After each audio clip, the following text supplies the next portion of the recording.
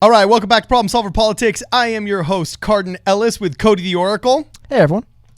And today we're actually going over a hit piece by, actually today it looks like Andrew Yang is, some people are trying to put Andrew Yang into some hot water for accepting some speaking fees, something we've ripped on Hillary Clinton about quite extensively on this show, and some possible campaign finance violations. You may have started seeing on Twitter some of the articles linked to a certain festival in which Andrew Yang was a speaker, a festival for entrepreneurs back on May 2nd of 2019, done by Ding Dong TV.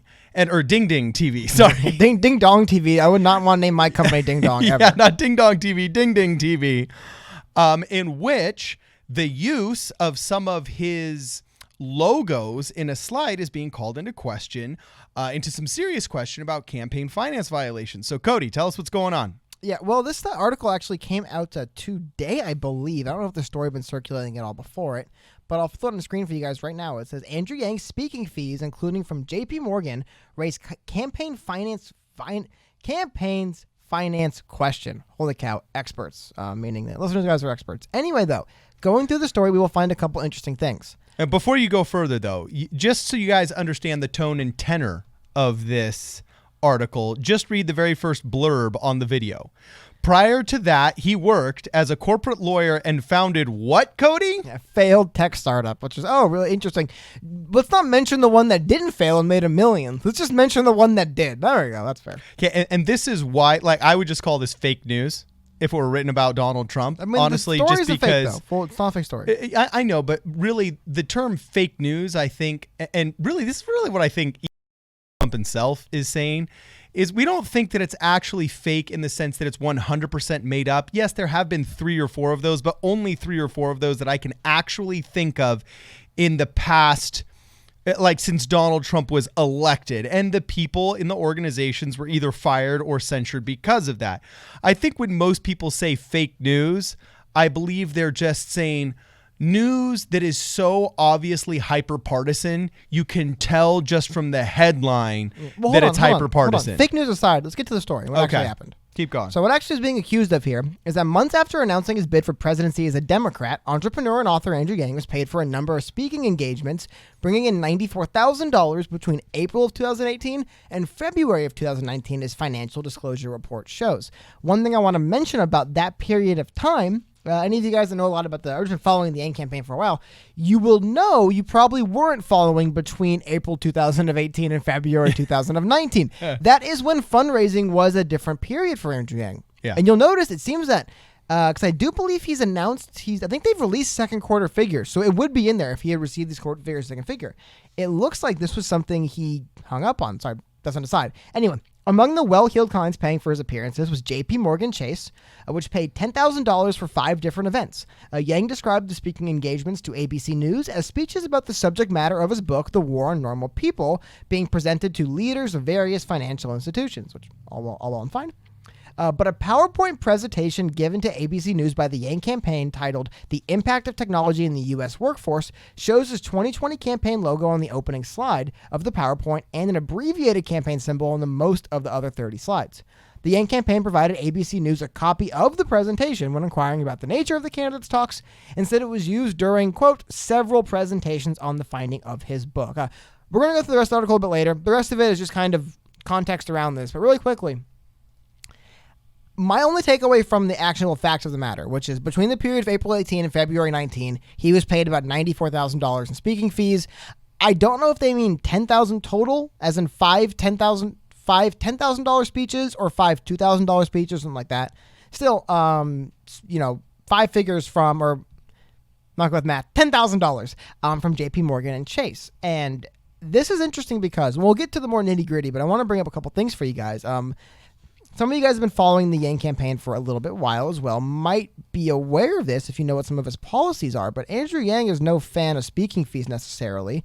And I'm going to go to what he actually calls prevent corruption in the federal government, which is a policy on his website.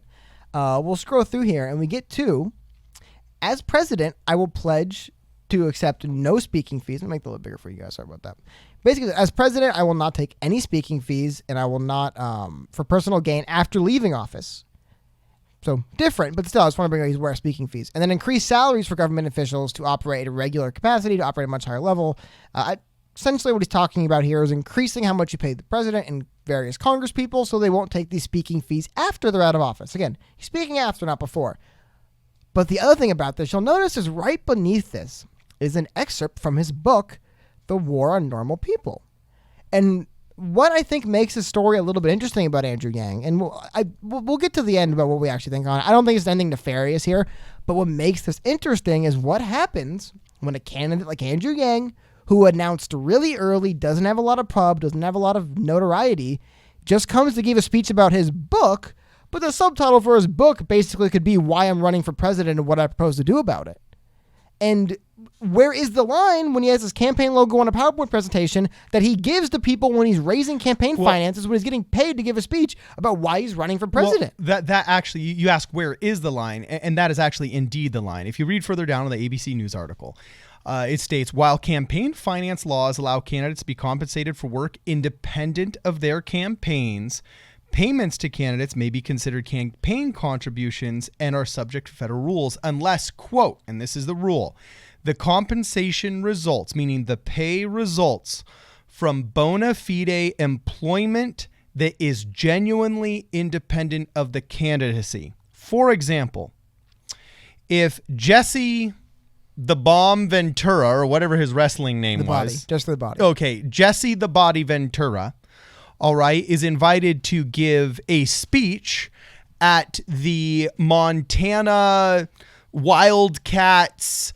high school reunion or whatever. I have a cool example on that. How about this? What happens when Jesse the Body Ventura is running for re-election as governor and he appears in a WWE pay-per-view in his home state? What is that called? We'll say no. Then all of a sudden, this is why you have regulators, and this is why you have decisions about this and deciding bodies. But that's why I would come forward and I would say, well, he was already a famous celebrity, and on his own merits in his own hometown, as long as he's not getting up in the middle and saying, vote for me after he body slams somebody, then that is, quote, compensation that results from bona fide employment that is genuinely independent of the candidacy. But I guess so. Okay? It's kind of a spirit versus letter of the law debate we're having here at this point. Well, I would say that's I get that. wrong. But no, this is where the line was crossed, okay? It's okay to say, look, Andrew Yang wrote a book about drastically changing the economic landscape of our society, which is very relevant to how we would bank in that society. So it makes perfect sense that JP Morgan Chase would hire the author of a book on a controversial subject such as UBI to come and give a speech. It makes sense that Ding Ding TV, in not a festival, but in a gathering of a bunch of entrepreneurs, would hire a very successful entrepreneur to come and give a speech. The crux of the matter comes to this, and you got to put it up, okay? The PowerPoint presentation that he used, PowerPoint, right, actually included a watermarked logo in about 30 of the slides that he was using. Okay. And Andrew Yang didn't step forward and say, oh yeah, that was a mistake. He kind of said, oh yeah, well, that's believable. And that's where this mistake is, because that is what's called electioneering. Okay. And most corporations have internal rules that they're not allowed to pay anybody to electioneer or to promote candidacies or to promote candidates themselves.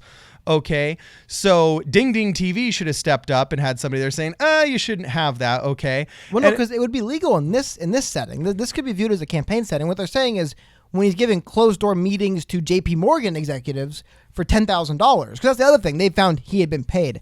It was unclear whether he had actually made any money for giving this particular talk. You would have to guess, maybe, right? I mean, he's a yeah. So I'm a huge anti-corruption guy, and anybody that ever watches this podcast regularly knows that I have referenced many times Hillary Clinton having received multiple checks within weeks of her voting on legislation. But see, that's the difference, is because. And this is, regulators share this. I've actually helped many campaigns in which certain payments or certain transactions are called into question, usually by opponents and watchdog groups that hate the person. So you're constantly trying to fly above the radar as a candidate or as an elected official, so you don't look like you're committing any campaign finance violations. I know entire candidates and parties who actually will refuse to even physically touch donation checks. They will actually say, you need to go talk to my treasurer over there, who's the licensed, like lawyer and CPA, just so that I am never accused of any kind of campaign finance violations.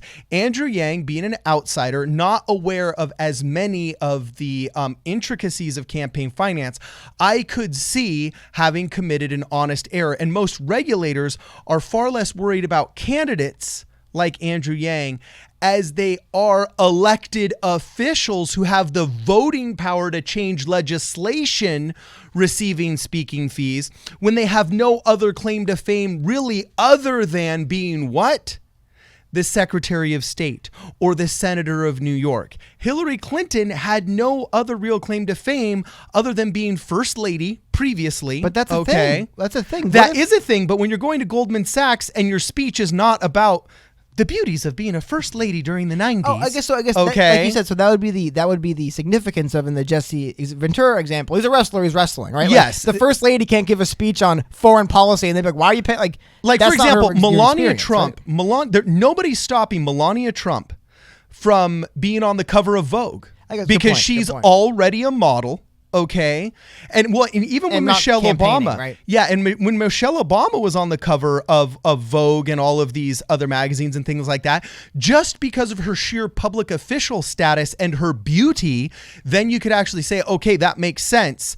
She can be paid for that. Now, I believe all of those things were actually done for free and volunteer, just because she, an intelligent president's wife said, no, I want to fly above the radar. In fact, just to show how savvy Michelle Obama was to this, and I give her very, very a lot of credit for this, watch when Ellen took her to CVS and Ellen was doing her big comedy routine. I don't know if you guys remember that, but it was an internet sensation. Ellen made a couple of jokes about saying, oh, hey, here, I'll buy you this gum, or else, oh, hey, here, I'll buy you this, that. And she actually said, like, unequivocally on national television, look, just to be clear, I'm not letting her buy anything because I am an employee of the federal government. You know what I'm saying? So the two elected officials, these campaign finance laws are taken very seriously because they can absolutely smatter your name. But actual employees of the government and candidates who've already won their elections and are now in positions of power are really mostly what we're worried about. This to me seems like a political outsider who was not aware of the gravity of what he was doing, that even an intern that's worked 3 election cycles for a local judge would see coming a mile away, committed what seems to be an honest error. But because he was already getting compensated in something that was resulting from bona fide employment, that was genuinely independent of his candidacy, I really, really doubt the regulators are going to come after him. In fact, Richard Hasen, a professor of law and political science at the University of California, Irvine, UC Irvine, and a nationally recognized expert in campaign finance regulation, continues to say it's unclear if federal regulators would consider a campaign logo on a presentation during a paid speech to be indicative that the speech was not genuinely independent of the candidacy. So once again, we get into a gray area here in which the classic term of optics is involved.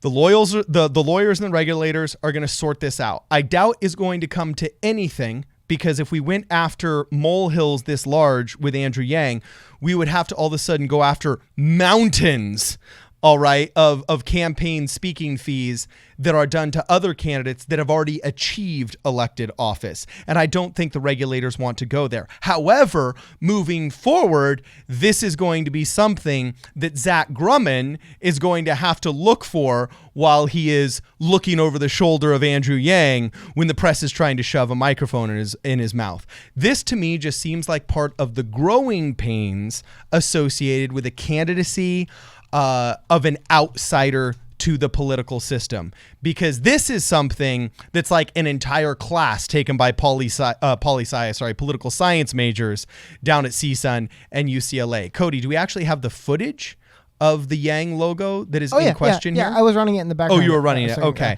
So I was trying to pull up and see if I could find the exact date Zach took over as his campaign manager. Perhaps he was not his campaign manager at the time those speeches were given. Because that's the big takeaway I want to bring up from this. You brought up a lot of good points, but I think, and I'm going to get spoiler alert. First of all, no actual investigation has been launched into Yang by the FEC. This is just something someone brought up. And I think at the end, there's actually Paul Ryan is a man from this article. He works for the vice president of policy and litigation at Common Cause. He said it's not unusual to get paid for speaking in front of audiences, but they usually stop once they decide to run for federal office. Quote, because receiving compensation for paid speaking fees raises questions under campaigns finance laws, you think, regarding corporate contributions, most candidates steer clear. So nothing's probably going to come of it. What I think the real interesting part of this is, one, you notice how he says most candidates? He probably means most politicians realize, like you said, don't do this, it looks bad. Here's what I think is the most fascinating part of this article, though. He accepted these fees, this $90,000. Because you think this is the other thing. How much money did Yang raise in quarter two? Like a $1.5 million. I think quarter three is on track for like that's 3. 10%. It's a decent amount, but it's enough. It's a big enough chunk to say, I'll give that up to not be accused of taking money from Wall Street, right? Yeah. These dates, April 18th to February 19th. I want to show you guys something. I actually pulled up his, this is FEC.gov, his reported funding. This is between the dates of October 1st, 2017 and December 31st, 2018. He raised a total of $656,000. What percentage is 90? This is essentially when he raised it, and then, 2 months, 2019. During that period of time, what percentage is 90,000, man? All of a sudden, it's like... So basically, what is 100K of 700K? 1/7. Yeah, so it goes from, like I said, like a fraction of a percent when you're talking about millions. Yeah. 90 grand's nice, don't get me wrong. He'd love to have it. But 90 grand is cheap for not being accused of giving speaking fees to Wall Street. That's about 14%. Yeah, but what I'm saying is of 3 times that. But either way, here's what I want to show you guys. What did he raise from 2019, the beginning of the year, to today? $4.6 million. So like I said, $90,000 out of $4.6 million and $90,000. This is FEC.gov. This is exactly what he told the government he makes. I'm assuming this is where they kind of found the information, essentially. And then they found out that he had been putting campaign logos and stuff, which is where the story comes. But there we go. I think this is what it comes in. This is my takeaway on it, yours. We have a political greenhorn, never ran for office, didn't realize how bad this could look, struggling to raise money. That's what happens. This is what happens. You give speeches. I wouldn't be surprised because I think he knew the rules enough to know that, like you said, he's like, I could give a speech to Goldman Sachs with a PowerPoint that this isn't it, guys. This is from another speech he gave, but I can give a speech to Goldman Sachs. I can have my logo down here in the corner of Yang 2020. I could talk about my book, which is like why I'm running for president. Yeah, exactly. And, get some cash. And at the same time, like you said, it's not like nefarious. It is real. This is stuff Wall Street you'd think would be interested in. And he's giving them information on it. Hey, guys, this is where you might want to consider investing in the future as a businesses. So that stuff makes sense. But I think that's what we're seeing here. We're seeing a guy who does not have a whole lot of experience as a politician. Again, this is from the speech he gave at an entrepreneurial conference in Santa Clara. Doesn't have a lot of experience, who was struggling to raise the kind of money he needed to raise to run for president. And like I said, man, when you're only pulling in $59,000 in about a 2-year span, roughly, 90,000 is wow. That's an employee. It's a staff member. That's a fairly well That's your compensated campaign manager, to be honest with you. Yeah, like a decently employed campaign or staffer on my campaign. Compared to where he is now, I don't think he will be caught dead giving speech to Goldman Sachs that he mentions that he doesn't like people doing after they leave office.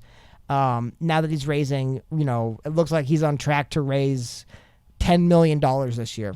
Yeah. By the way, shout outs to the Yang 2022 campaign, on track to raise about 10 million, not 10, sorry, maybe like 7 or 8. I just think he'll raise more as the year progresses. Just think, that's almost 1/3 of what Pete Buttigieg's, federal fundraiser. Tom Steyer spent that on Facebook ads. Yeah. So anyway, let us know what you guys think in the comments below. We really want to hear from you. Well, hold on before we finish. So exactly. I want to get your finishing thoughts on this. Where you think he just didn't really know much better. It's not like nefarious or illegal, but it doesn't look good. I said my piece. I doubt the regulators are going to make a big deal about this, especially considering the nature of Andrew Yang's candidacy.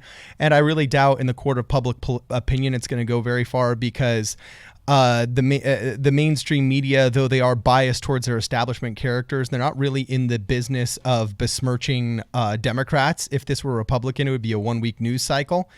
And also, when his personality is on display, his temperament does not seem like one of a shady guy who is looking to commit an electioneering fraud. So anyway, let us know what you guys think. Comment below, please. If you haven't shared this video, share it. If you want to like it, give it a like. Thank you very much. And make sure if you're not subscribing yet, you subscribe. This is Problem Solver Politics.